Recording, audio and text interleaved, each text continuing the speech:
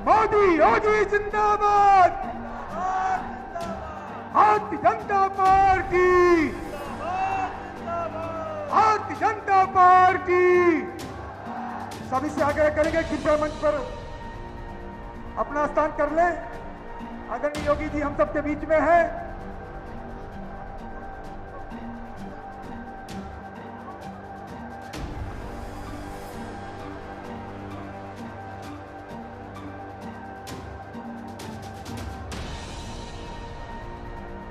मैं यहाँ के दुद्दी प्रत्याशी श्रवण गुप्ता से कहूंगा, श्रवण गौर जी से कहूंगा 1 मिनट में अपनी विषय को रखें। बोले भारत माता के, भारत माता के। आज हम सबके बीच में प्रदेश के यशस्वी न्यायप्रिय मुख्यमंत्री महंत योगी आदित्यनाथ जी का स्तुति के विधानसभा के उपचुनाव में आगमन हुआ है। हम बड़े भाग्यशाली हैं कि दुधी के इस धरती के सभी लोग, दुधी के क्षेत्रवासी, कि हमको आशीर्वाद देने के लिए प्रदेश के मुखिया और नाथ परंपरा के हमारे महंत योगी आदित्यनाथ जी ऐसे शिव के वाहन आप साक्षात हम सभी लोगों के बीच में उपस्थित हैं। हम सभी पूरे प्रदेश दुधी विधानसभा के क्षेत्रवासियों के तरफ से, जनता जनार्दन के तरफ से महाराज जी के चरणों में सादर स्वागत अभिनंदन करते हैं पूरे क्षेत्र की तरफ से। बोलिए, दोनों हाथ उठा के बोलिए, भारत माता के, भारत माता के, भारत माता के। योगी मोदी जिंदाबाद। अपने बीच इस लोकसभा की प्रत्याशी रिंकी जी भी हैं। मैं उनसे आग्रह करूंगा 1 मिनट में महाराज जी का आशीर्वाद प्राप्त करें। रिंकी जी।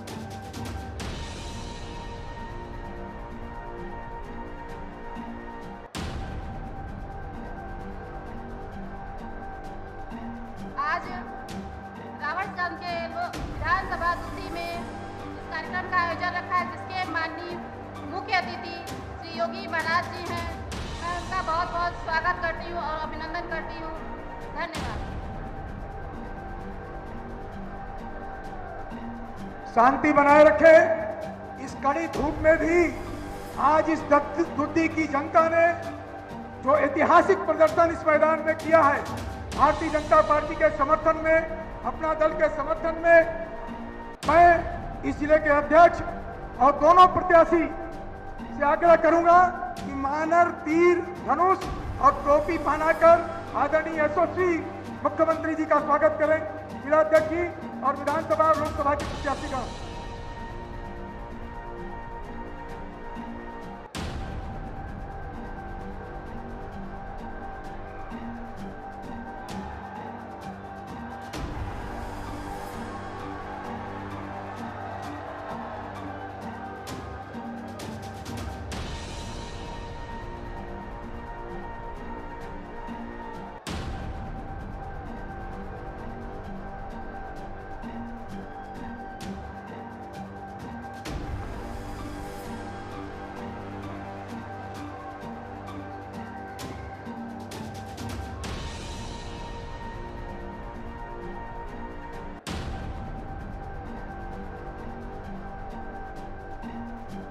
अपने लोकप्रिय मुख्यमंत्री यहाँ का परंपरागत आदिवासियों का प्रतीक तीर को चढ़ाते हुए, और यह तीर वह विजय का प्रतीक है जो प्रभु राम ने लंका पर चढ़ाई की थी और दुष्टों का सर्वनाश हुआ था, हिंदुत्व का जीत हुआ था।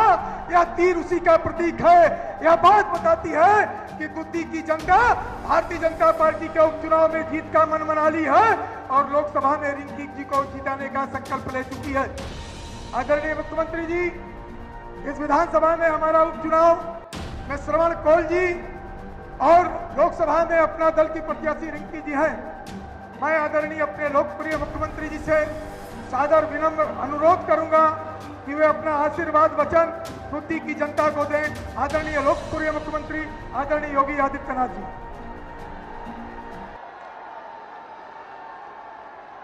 वंदे वंदे वंदे मंच पर उपस्थित भारतीय जनता पार्टी के जिला के अध्यक्ष श्री नंदलाल जी,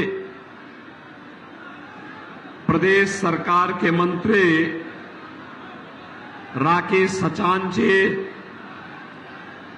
प्रदेश सरकार के मंत्री श्री संजीव गौड़ जी, जिला प्रभारी अनिल सिंह जी, प्रदेश मंत्री शंकर गिरी जी, राज्यसभा के माननीय सांसद श्री राम सकल जी, माननीय विधायक भूपेश चौबे जी, माननीय विधायक अनिल कुमार मौर्य जी, एमएलसी विनीत सिंह जी, पूर्व जिलाध्यक्ष रमेश मिश्रा जी, एनडीए अपना दल के लोकसभा की प्रत्याशी श्रीमती रिंकी कौल जी, विधानसभा उपचुनाव के भारतीय जनता पार्टी और एनडीए के प्रत्याशी श्री श्रवण गौड़ जी, जिलाध्यक्ष अपना दल श्री सत्यनारायण पटेल जी, पूर्व विधायक श्रीमती रूबी प्रसाद जी, आज के इस कार्यक्रम में उपस्थित भारतीय जनता पार्टी और अपना दल के सभी पदाधिकारीगण और भारी संख्या में उपस्थित दुग्धे विधानसभा क्षेत्र से जुड़े हुए मेरे सभी उपस्थित बहनों और भाइयों, आज मुझे एक बार फिर से दुग्धे में आकर के आप सबसे अपील करने का अवसर प्राप्त हुआ है। बहनों और भाइयों, भारत की प्राचीन परंपरा का प्रतीक, भारत की सभ्यता और संस्कृति के उद्गम स्थली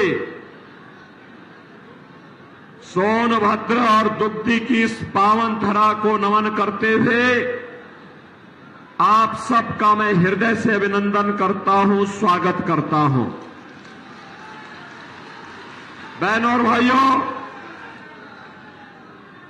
प्रधानमंत्री मोदी जी के मन में भारत के विकास और भारत की विरासत दोनों के बारे में जो संवेदना है, उसे संवेदना का परिणाम है अयोध्या में रामलला का भव्य मंदिर 500 वर्षों के बाद आज बन करके तैयार हो गया है। और बहनों और भाइयों, इसी का परिणाम है कि 2025 का जो वर्ष है, इसे मोदी जी ने जनजातीय वर्ष के रूप में भगवान बिरसा मुंडा के वर्ष के रूप में घोषित करने का ऐलान किया है। भगवान बिरसा मुंडा महान स्वतंत्रता संग्राम सेनानी थे। भारत की आजादी के लिए उन्होंने अपना सर्वस्व न्यौछावर कर दिया था।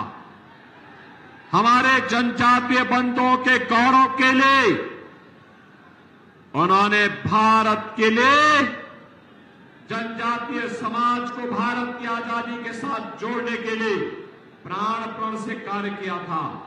और 2025 का अगला वर्ष भारत जनजातीय गौरव वर्ष के रूप में मनाने का काम करेगा। बहनों और भाइयों, आज हमारा भारत दुनिया की एक बड़ी ताकत बन रहा है। भारत की इस ताकत का ही परिणाम है कि आज दुनिया भारत के सामने नतमस्तक है। दुनिया के अंदर हमारा सम्मान बढ़ा है। देश की सीमाएं सुरक्षित हुई हैं। आतंकवाद और नक्सलवाद समाप्त हुआ है। बहनों और भाइयों, याद करिए, पहले आतंकी वारदात होती थी, जगह जगह विस्फोट होते थे, निर्दोष लोग मारे जाते थे, सेना के जवान शहीद होते थे।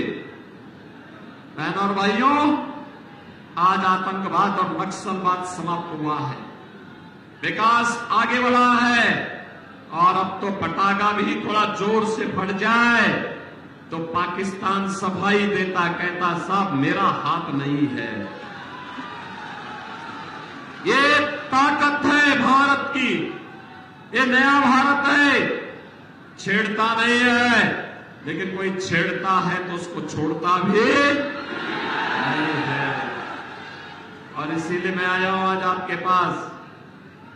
आप सोचो, समाजवादी पार्टी की सरकार के समय गरीब जनजातीय समाज, अनुसूचित जाति के लोग भूख से मरते थे, भूख से तड़पते थे, किसान आत्महत्या करता था, नौजवान प्लान करता था, नक्सलवाद जबरन लोगों की संपत्तियों पर कब्जा करता था, दबंग और माफिया प्रवृत्ति के लोग आपके संसाधनों पर कब्जा करते थे।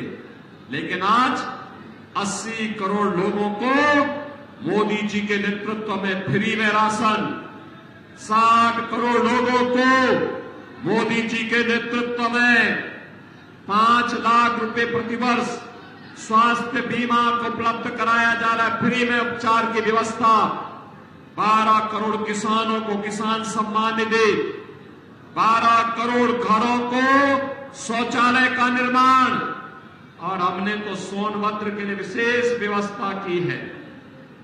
हमने कहा है जितने भी जनजातीय समुदाय यहां पर है, चेरो है, गौड़ है, या अन्य जितने भी बुक्सा है, थारू है, या जो भी जितने भी समाज के लोग हैं, इन सबके साथ साथ कोल जाति के उन सब परिवारों को जिनके पास मकान नहीं, हमने एक एक मकान उपलब्ध करवाने का काम किया है। बहनों और भाइयों, मोदी जी ने घोषणा की है जितने भी गरीब होंगे उनको एक एक आवास अगले 5 वर्ष के अंदर बनकर के तैयार उनको मिल जाएगा। और हमने तो पहले ही शुरुआत कर दी। जितने बड़े माफिया थे उनके संपत्ति को हम वापस ले रहे हैं, माफिया को मिट्टी में मिला रहे हैं, और उनके द्वारा गरीबों की संपत्ति पर जो कब्जा किया गया है उस संपत्ति पर आज गरीबों के लिए आवास बन रहे हैं, हाई राइज बिल्डिंग बन रही है, और एक एक फ्लैट हम गरीबों को आवंटित करने का काम कर रहे हैं। बहनों और भाइयों, पहले माफिया भगाता था, पुलिस को भी, बेटी को भी और व्यापारी को भी, और आज माफिया गले में तख्ती लटका के घूमता है, कहता साहब जान बख्श दो एक बार बस। हमने कहा नहीं, तुम गरीबों के शोषक हो, तुम्हारा वही हाल होगा जिसके तुम हकदार हो। और बहनों और भाइयों, इसीलिए मैं आज आया हूं। सुरक्षा की गारंटी भाजपा आपको दे रही है, विकास की गारंटी भाजपा आपको दे रही है। याद करिए, पहले माफिया अभी होते थे, जंगल माफिया, भू माफिया, खनन माफिया, लकड़ी माफिया, सैंड माफिया, पशु माफिया, ये हामी होकर के आपके संसाधनों पर जबरन कब्जा करते थे।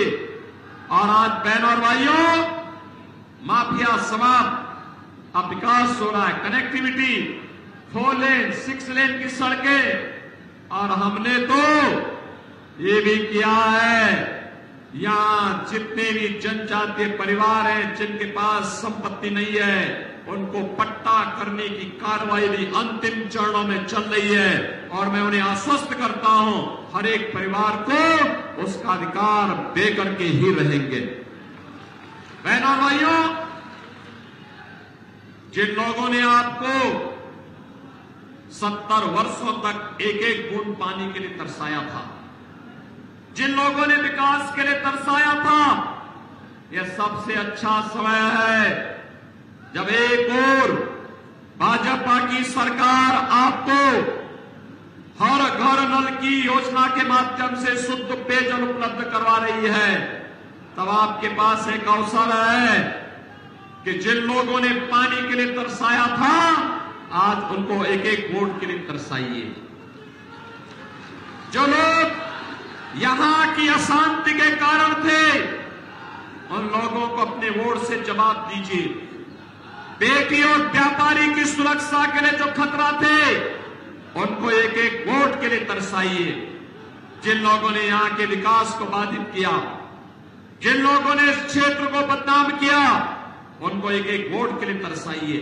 और इसीलिए आज मैं आपके पास आया हूं। लोकसभा के चुनाव में देश की जो आवाज है, उस आवाज के साथ सोनभद्र और दुग्ध की आवाज भी जुड़नी चाहिए। देश की आवाज है, फिर एक बार, और अब की बार 400 पार। 400 पार में सोनभद्र भी आना चाहिए। सहमत हैं? श्रीमती रिंकी कौल दिल्ली में संसद में जाने के लिए कप प्लेट के साथ आपके पास आई है। कप और प्लेट। क्या चुनाव चिन्ह है रिंकी कौल का? Cup plate. रिंकी कौल को सोनभद्र में, दोगती में कप प्लेट पर जो वोट मिलेगा, वो सीधे सीधे मोदी जी को जाएगा दिल्ली में।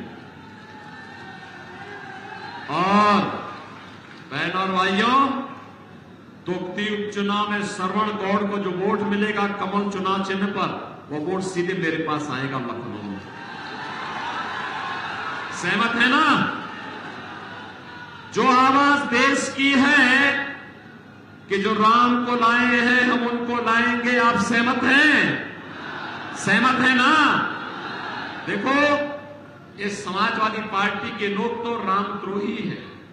ये राम भक्तों पर गोली चलाने वाले लोग हैं, रामद्रोही हैं। राम भक्तों पर उन्होंने गोलियां चलाई थी। और ये आज भी कह रहे हैं कि अगर समाजवादी पार्टी और कांग्रेस की सरकार बनेगी तो अनुसूचित जाति, जनजाति और पिछड़ी जाति के आरक्षण को मुसलमानों को बांट देंगे। अरे बाबा साहब भीमराव अम्बेडकर का ये अपमान कर रहे हैं। बाबा साहब भीमराव अम्बेडकर ने कहा था, धर्म के आधार पर आरक्षण नहीं हो सकता है। आरक्षण अनुसूचित जाति, अनुसूचित जनजाति और मंडल कमीशन की सिफारिश के आधार पर पिछड़ी जाति के लोगों को ही केवल मिल सकता है। बहनों और भाइयों, हमें धर्म के आधार पर आरक्षण नहीं होने देना है। और भाजपा आपको आश्वस्त करती है, अनुसूचित जाति, पिछड़ी जाति के अधिकारों पर किसी को डकैती डालने की छूट नहीं देंगे, चाहे वह कांग्रेस और सपा हो, चाहे कोई भी हो, उनको डकैती डालने की छूट नहीं देंगे। बहनों और भाइयों, ये कह रहे हैं सत्ता में आएंगे तो विरासत टैक्स लगाएंगे। इनका ये विरासत टैक्स औरंगजेब का जजिया कर है। औरंगजेब मुगलों का सबसे क्रूर बादशाह था। उसने पहले अपने भाई की हत्या की, फिर अपने बाप की हत्या की। और बहनों और भाइयों, कोई मुसलमान भी अपने पुत्र का नाम औरंगजेब नहीं रखता, लेकिन उसने हिंदुओं पर एक टैक्स लगाया था। उसका नाम था जजिया कर, जजिया टैक्स। उसमें वो कहता था, या तो टैक्स दो, नहीं तो मुसलमान बनो। और आज इसी रास्ते पर कांग्रेस और समाजवादी पार्टी जा रही है। लगता है औरंगजेब की आत्मा इनके अंदर घुस गई है। बहनों और भाइयों, हमें दोबारा हिंदुस्तान में औरंगजेब को पैदा नहीं होने देना है। आप सहमत हैं? औरंगजेब को पैदा होने देंगे? जो पुण्य राम जन्मभूमि में मंदिर निर्माण को लेकर आपको प्राप्त हुआ है, सपा कांग्रेस को वोट देकर के उसको पाप में मत बदलना। और इसीलिए मैं आया हूं कि लोकसभा के लिए श्रीमती रिंकी कौल और दुग्धे उपचुनाव के लिए श्री श्रवण कुमार गौड़, ये भारतीय जनता पार्टी और अपना दल के प्रत्याशी हैं। विजयी बना के भेजेंगे। दुग्धी समर्थन करेगा। दोनों हाथ आगे बोलो भाई। आप तो हमारे सीमावर्ती क्षेत्र के बॉर्डर के प्रदेश के लोग हैं। आपके ऊपर तो हमको गर्व होता है कि लखनऊ और दिल्ली से इतनी दूरी पे रह करके बहादुरी के साथ आप काम करते हैं, जूझते हुए काम करते हैं। इसलिए दोनों हाथ आगे बोलेंगे, भारत माता की, भारत माता की, भारत माता की। बहनों और भाइयों, मेरी अपील होगी, 4 दिन का समय है। ये 4 दिन देश के लिए देंगे। कितने लोग देने को तैयार हैं? कितने लोग तैयार हैं? सड़क की ओर भी बोलो, हाथ खड़ा करके बताओ मुझे, कितने लोग तैयार होंगे? बहनों और भाइयों, मैं आपसे अपील करूंगा, 4 दिन प्रतिदिन आप में से हर व्यक्ति 10-10 घरों में जाएंगे। 10-10 घर में जाकर के लोगों से बोलिए, आत्मनिर्भर और विकसित भारत के लिए मोदी जी को फिर से प्रधानमंत्री बनाने के लिए हमें रिंकी कौल को लोकसभा में चुनाव जिता के भेजना है। और उनका चुनाव चिन्ह है कप और प्लेट। क्या चुनाव चिन्ह है? और उत्तर प्रदेश को माफिया से मुक्त करने के दूसरे क्रम में माफिया की संपत्ति पर गरीबों के मकान बनाने के लिए, महिला संरक्षण गृह स्थापित करने के लिए और अच्छे हॉस्पिटल और विकास की प्रक्रिया को आगे बढ़ाने और काशी और अयोध्या के बाद अब मथुरा की तरफ बढ़ने के लिए हमें श्रवण गौड़ को कमल चुनाव चिन्ह पर चुनाव जिता के भेजना है। बोलेंगे 4 दिन में 40 घर हर व्यक्ति जाएगा, जा सकता है। और फिर उन 40 घरों में जितने भी मतदाता होंगे 100-150 उन मतदाताओं को चुनाव के दिन मतदान केंद्र में ले जाकर के मतदान कराना है। कराएंगे? कराएंगे? कराएंगे? तो मेरे साथ बोलेंगे, भारत माता की।